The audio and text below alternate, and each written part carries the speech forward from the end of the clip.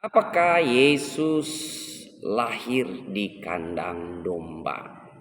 Pertanyaan ini harus kita jawab dengan sedikit melakukan kajian dengan ayat-ayat yang ada di dalam Alkitab. Secara langsung secara eksplisit di dalam ayat-ayat Alkitab tidak langsung mengatakan bahwa Yesus lahir di kandang domba. Namun kita melihat ada beberapa indikasi dalam teks Alkitab yang telah diinterpretasikan secara tradisional bahwa benar Yesus lahir di kandang domba. Dan apakah maknanya Yesus lahir di kandang domba? Apakah sekedar Yesus datang dalam kesederhanaan, dalam simplisitas, atau seperti apa mari kita mengkaji dalam video singkat ini. Nah, kalau kita melihat di dalam Alkitab ada dua ayat Alkitab yang bisa merujuk kepada data atau dalil di mana Yesus lahir di kandang domba Yang pertama di Lukas 2 ayat 7, di sana dikatakan, dan ia melahirkan seorang anak laki-laki, anaknya yang sulung, lalu dibungkusnya dengan kain lampin dan dibaringkannya di dalam palungan, karena tidak ada tempat bagi mereka di rumah penginapan.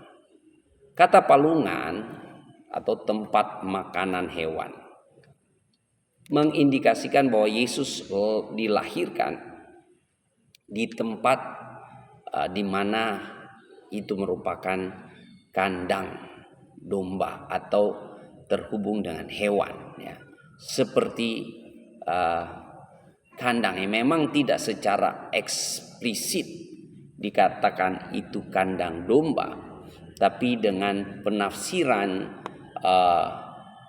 yang sudah menjadi tradisi interpretasi dari gereja sejak gereja mula-mula, kita dapat simpulkan bahwa Yesus lahir di kandang domba. Yang kedua, ada ayat di Lukas 2 ayat 12, di sana dikatakan, inilah tandanya bagimu, kamu akan menjumpai seorang bayi dibungkus dengan kain lampin dan terbaring di dalam palungan. Nah, di sini kita melihat malaikat memberi tanda kepada para gembala-gembala yang sedang berjaga-jaga di kawanan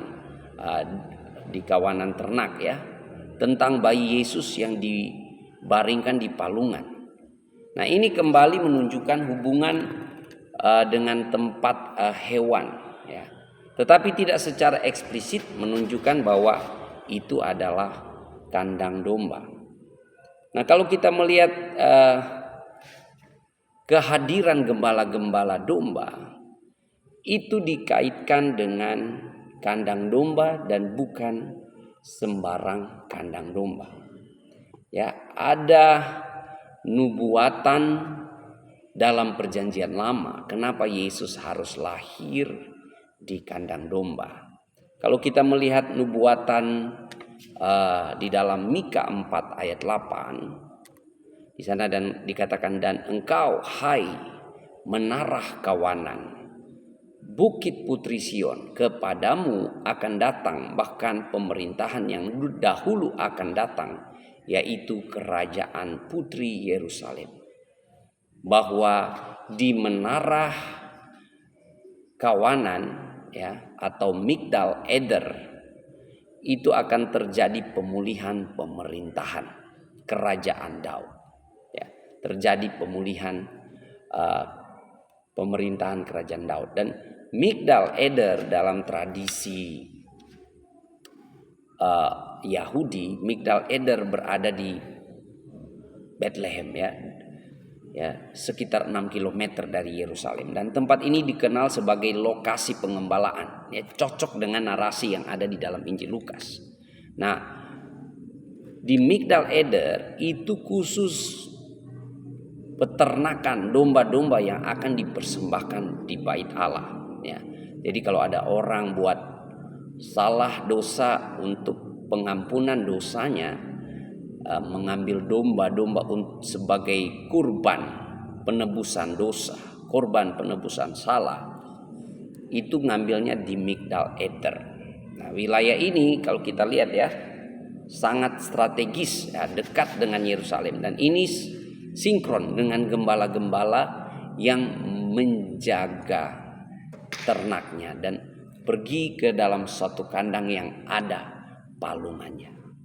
Nah, kalau kita melihat tradisi rabbinik, ya, tradisi rabbinik menurut tradisi Yahudi, ya, Misna dan Talmud, kawanan domba yang digembalakan di dekat Migdal Eder adalah domba-domba yang dipersembahkan sebagai kurban bakaran di bait Allah.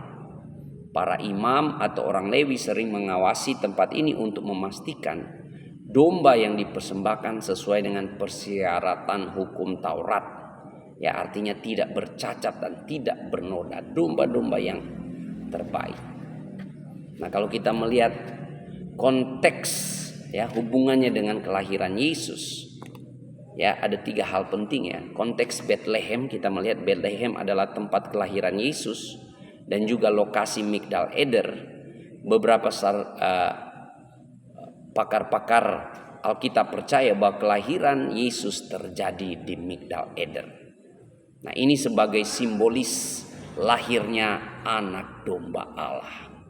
Ya, jadi Yesus di dalam Yohanes 1 ayat 29, Yohanes Pembaptis mengatakan, lihat anak domba Allah.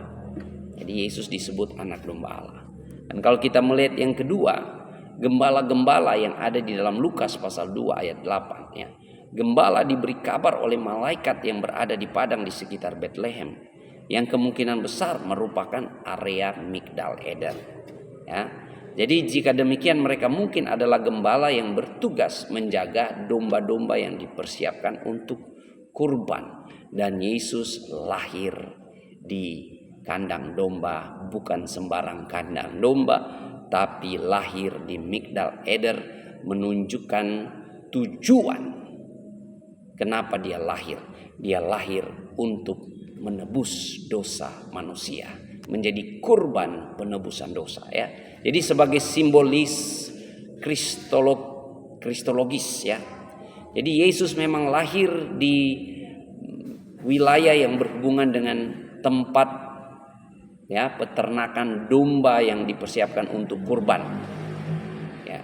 Jadi ini memperkuat, ya, penggenapan nubuatan di mana Yesus datang sebagai kurban yang sempurna yang dipersiapkan untuk menebus manusia dari dosa.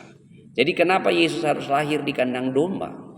Untuk menyingkapkan maksud dan tujuan kenapa dia lahir ke dunia ini. Kenapa firman Allah harus menjadi manusia. Dia lahir di kandang yang hina, bukan sekedar tempat yang sederhana, tapi sesuai dengan tujuannya, ialah untuk menebus dosa manusia. Tuhan Yesus memberkati.